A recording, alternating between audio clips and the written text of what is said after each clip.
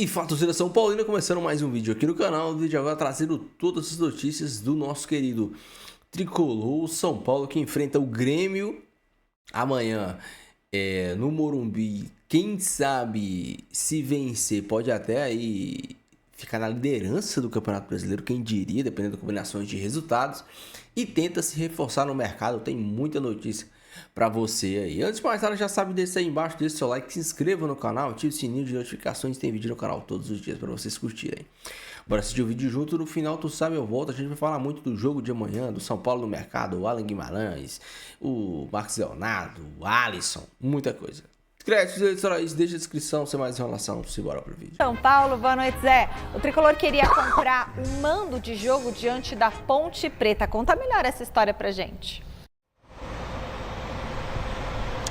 Boa noite, Michele, para você, para todo mundo que está acompanhando aí o Gazeta Esportiva. Pois é, São Paulo faz o último jogo agora dessa primeira fase do Campeonato Paulista, no próximo domingo, às 8h30 da noite, contra a Ponte Preta, lá no estádio Moisés Lucarelli. Só que a Ponte Preta já está rebaixada para a Série A2 do Campeonato Brasileiro. Então, o São Paulo, no último domingo, sondou, fez uma consulta à Federação Paulista de Futebol e também à Ponte Preta para comprar o mando desse jogo e trazer essa partida para o estádio do Morumbi. São Paulo ainda busca aí a classificação para a próxima fase do Campeonato Paulista, do Campeonato Estadual. Só depende dele, São Paulo, para conseguir essa vaga no mata-mata da competição. E aí fez essa consulta, essa sondagem, tanto à federação quanto à Ponte Preta. O problema é que o regulamento do Campeonato Paulista não permite uma mudança de mando assim em menos de 10 dias. Essa consulta do São Paulo foi feita no último domingo, a partida acontece no próximo domingo, então não rolou aí. O São Paulo até queria botar dinheiro, queria comprar esse jogo, mas acabou que não aconteceu. A partida vai rolar mesmo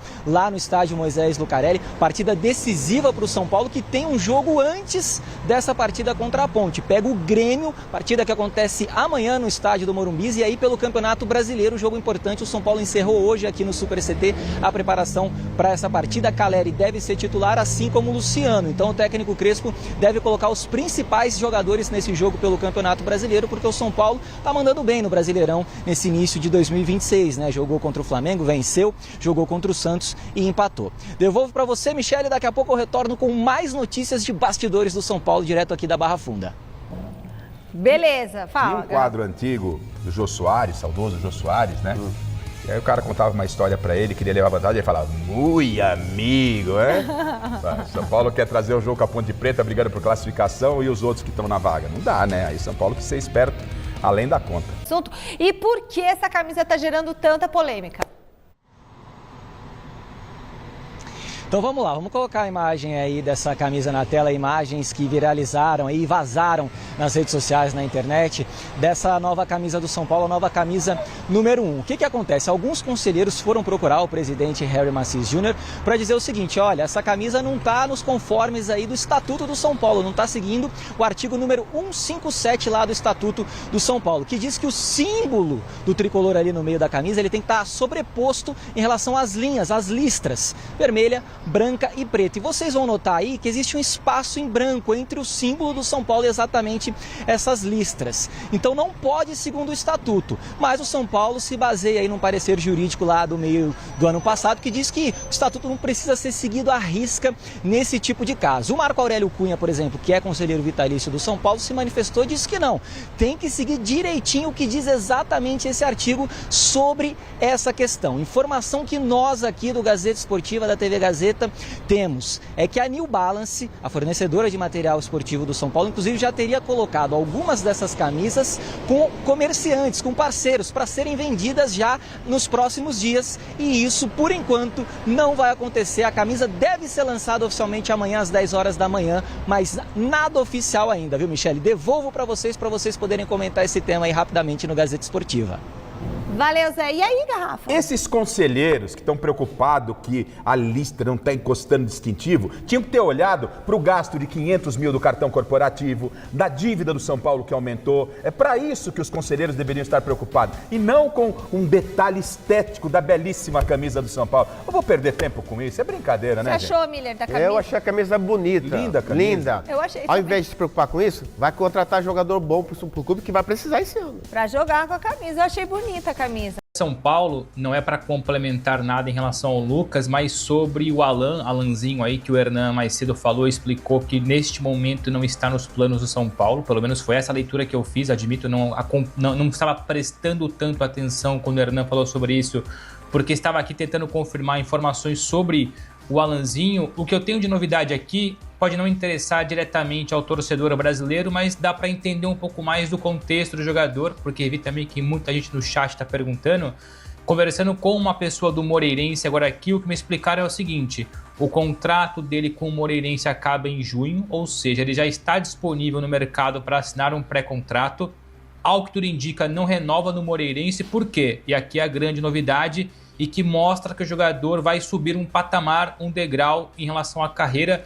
Ele tem um acordo firmado com o Jorge Mendes, Gestfoot, o poderoso Jorge Mendes, que inclusive é o empresário do Felipe Luiz, já foi empresário do Cristiano Ronaldo, do Mourinho, do Di Maria, enfim, outros tubarões do futebol internacional. Então a gente consegue projetar, a partir do momento que o Jorge Mendes tem um acordo para assumir a carreira do jogador, claramente é um sinal que ele vai subir de patamar na carreira.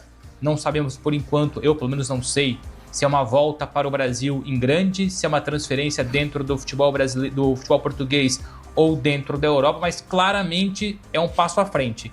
Contrato terminando, assina com o Jorge Mendes / Gestfoot e vai para um clube ainda maior, o Alanzinho, que é bom jogador, 4 anos em Portugal, essa temporada bem, a anterior melhor ainda. Se eu não me engano, é um jogador revelado pelo Palmeiras.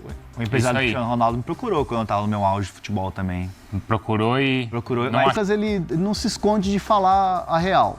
Então, é o jeito dele falar. Aí você vai ver os comentários, tem cara que tá cornetando ele. Agora que tá um jogo bom, agora começa a falar. Tá devendo. O Lucas é o cara, queremos o Lucas assim. Então, assim, cara, é passo a passo, é uma reconstrução, é um caminho que o Lucas está buscando para reconquistar o lugar dele no time e um lugar dele ali no coração do torcedor. Mas não tem como descartar de maneira alguma o Lucas, né? Não. Quando a gente pensa na importância dele... Lucas merece... Não, aí também não. Merece uma convocação para a seleção? Aí não. Também não. É o César Castro. É o César Castro comentou no chat aí. É o César Castro. É mesmo? É? Ele é empolgado? Ô César. Ele é empolgado? Como é que você sabia que era ele? É porque toda vez ele manda no chat um comentário que não faz nenhum sentido. Então eu não vou ler mais. Não, mas ele engaja, ele lê. Lê é bom. Então eu vou ler. Desculpa, César, eu leio, mas... Agora, assim, o legal, assim, eu perguntei pro Lucas se ele tinha intenção de mudar de posição. Porque, assim, eu citei até o Miller. Não comparando, tá? Porque as pessoas adoram comparar e eu não comparei. Não, mas a comparação com o Miller é boa. Porque o Miller era um cara de explosão, velocidade, e depois ele foi... O Lucha. Ele virou um cara de cérebro, né? Um cara atacante, assim, o cerebral. De jogada, preparador de jogada. E aí, se a gente comparar recente, o Diego no Flamengo virou um volante. Cara, e me surpreendeu o Lucas falar que ele gostaria até de ser primeiro volante. O Lucas falou isso? Falar na entrevista. Se tiver esse trecho aí, por favor, coloque aí. Primeiro volante.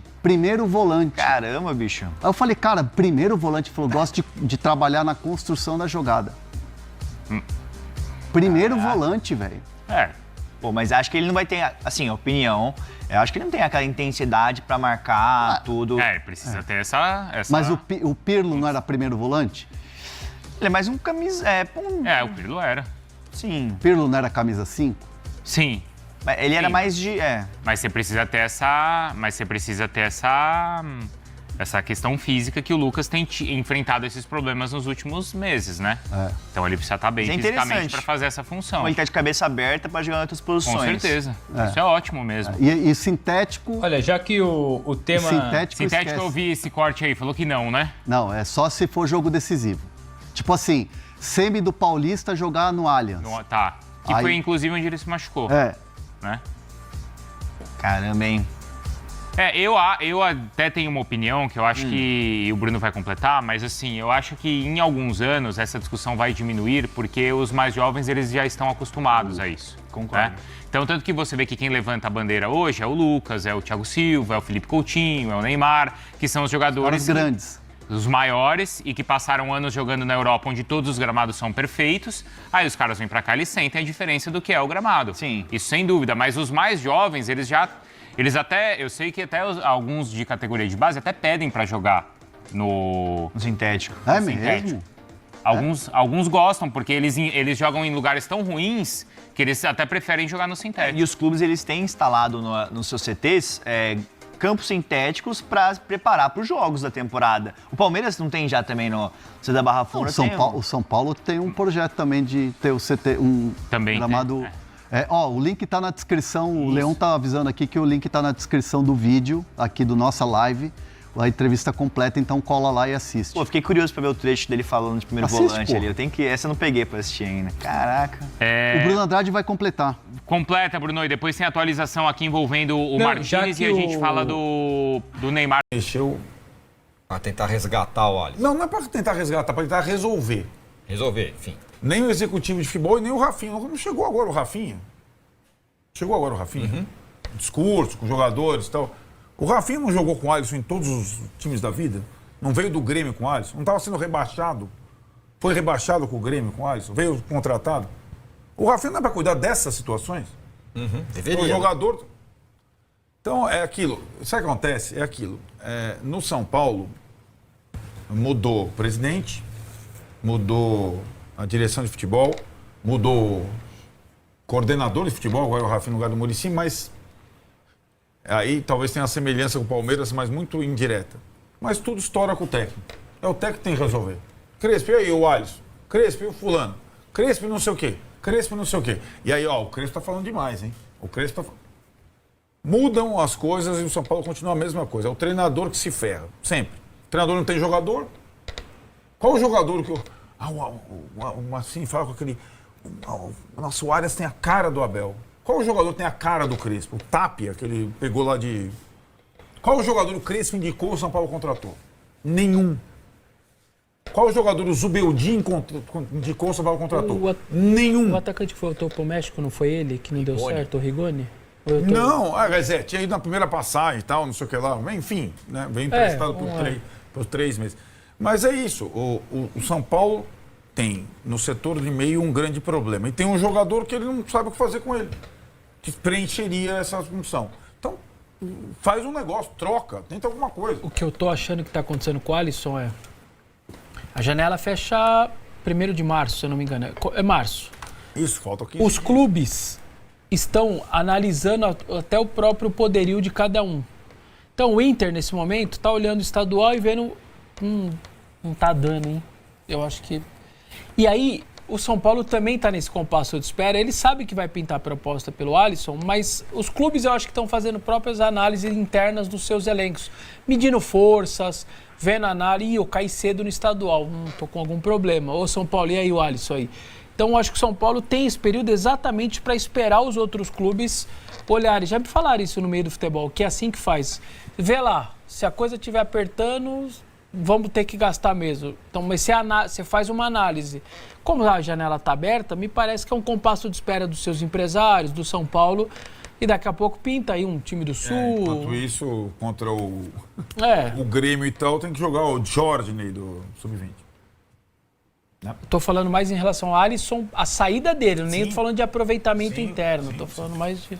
Ô, Massa, se fosse o dirigente do São Paulo, você tentava resgatar o Alisson ou negociar o Alisson? Negociar. Não tem mais condição do Alisson jogar no São Paulo, gente. Pelo amor de Deus. Diante de todos que está exposto, o cara fica no limbo lá. O treinador falou, não sei se dá. Lembra das palavras do Crespo sobre o Alisson? Então, fica na memória as palavras do Crespo. Engraçado, né? Engraçado. Mas então, a instituição acéfala, é o treinador que acaba respondendo. É assim que fica, exatamente. As palavras do Crespo com o Alisson. O Crespo é o cara que escala o Alisson no primeiro jogo como titular, o Alisson vai lá, entra na negociação em Rui Costa e vão adiantar com o passe, faz a tratativa, tem lá o contrato, manda, vai lá fazer o exame médico, o presidente do Corinthians barra e tal, e aí fica... Você viu as palavras do Crespo sobre o Alisson? Eu vi, não significam nada. Né? E ninguém no São Paulo quer tratar de coisas desconfortáveis, né? Insisto. Então, se o São Paulo trouxe um coordenador para tratar de assuntos dos jogadores particulares, o Rafinha tem que tratar desta questão. Mas para mim vai além disso. Tratar da questão de colocá-lo de volta no elenco, não no time. necessariamente. Exato, mas não é ele agora é a direção do São Paulo. É Rui Costa, tem que procurar um clube para ele, chamar o empresário do Alisson e falar. E é um jogador que tem mercado, as pessoas gostam dele, é um bom jogador. O que não dá para ficar ali. Ficar ali fazendo o quê? O limbo não dá. Ou joga ou... Não dá para jogar. Se imagina o que vai ser na cabeça dele.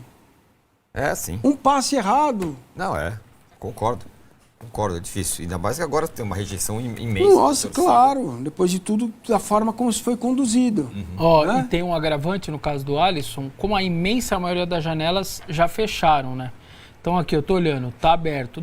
Tem um monte ali, Hungria, mas enfim, tô falando dos... não vai, não. Então, a Grécia, que costuma até levar brasileiro, fecha em 7 dias. Poderia ser a Rússia está aberto, assim, né? a Rússia está aberta 10 dias. O Uruguai está aberto, mas aí não vai ter ninguém com poderio para comprar.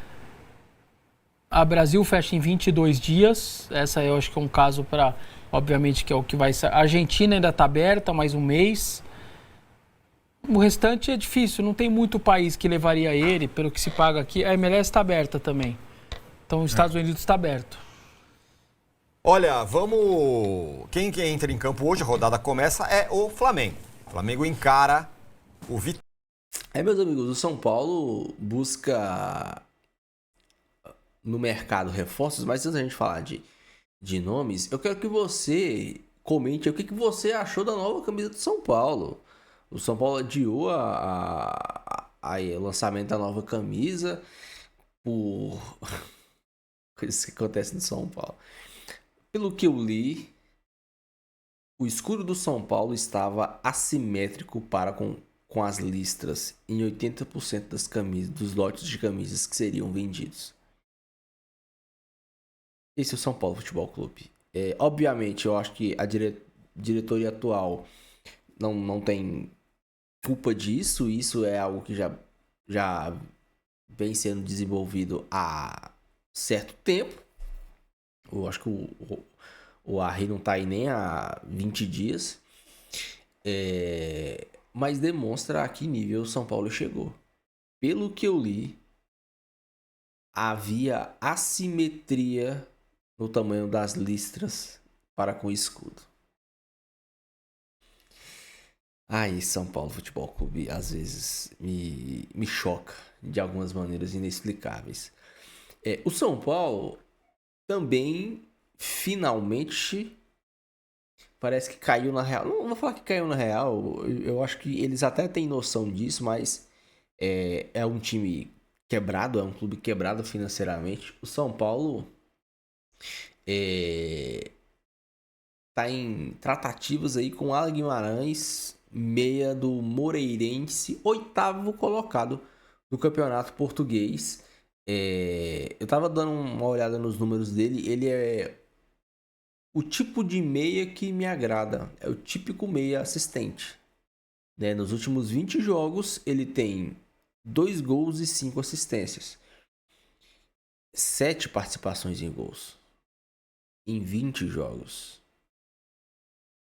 É titular do time, não tem histórico de lesão, pelo menos nesse período curto do ano passado para cá. E é algo que me agrada. Você ter um meia com essas características, eu sempre falei para vocês aqui, para mim o São Paulo precisa de uma peça para ter completo o seu elenco. E aqui eu não estou falando de qualidade, estou falando de peças. O São Paulo ainda precisa desse meia, desse 10, desse organizador, desse cara que pensa, desse cara que gera jogo, que acelera quando tem que acelerar, que cadencia quando tem que cadenciar. O São Paulo precisa desse cara.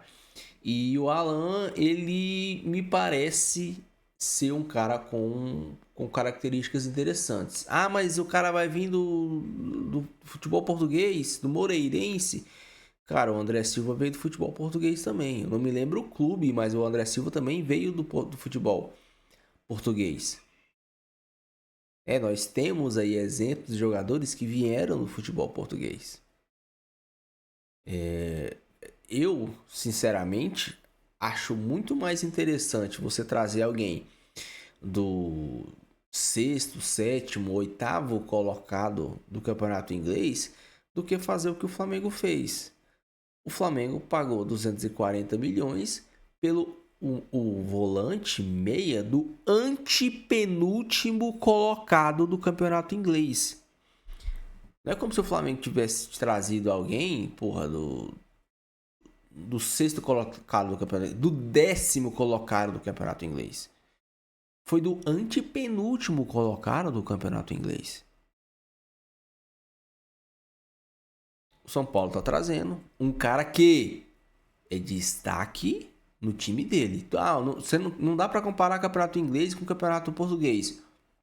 Concordo. Também acho que não dá para comparar, mas será mesmo que não dá para equiparar o antepenúltimo colocado do campeonato inglês com o 8º colocado do campeonato português? Tem muita gente que paga um pau pro campeonato português. Às vezes eu me pergunto, pô, o que que o Cruzeiro, o que que o Corinthians, o que que muitos clubes brasileiros, eu não vou nem colocar o São Paulo para falar que eu tô sendo clubista, mas o que que o Cruzeiro, o que que o Corinthians, o que que clubes grandes do Brasil deixam a desejar contra o 15º campeonato, 15º colocado do campeonato inglês, contra o 18º colocado do campeonato. Eu concordo que se você pega ali até o 8º, 10º colocado do campeonato inglês, dependendo do time, né, até o 8º ali, há uma disparidade técnico e monetário. Mas, pô, se você vai descendo, será que o futebol brasileiro tá tão atrás assim? Tão atrás assim? Vocês lembram daquele São Paulo de 2012, 13? São Paulo tava na zona do rebaixamento do Campeonato Brasileiro, foi jogar lá o torneio tiquiteco lá contra o Benfica, venceu por 2-0. Será que é tão difícil assim? Será que é tão... essa disparidade é tão grande assim? Então, às vezes, muita gente julga, vai trazer tal cara do Campeonato Português. O André Silva veio do Campeonato Português. O Moreira foi jogar no Campeonato Português. Então, às vezes as pessoas têm algumas visões. Eu tô falando uma visão minha, né? Eu particularmente não concordo.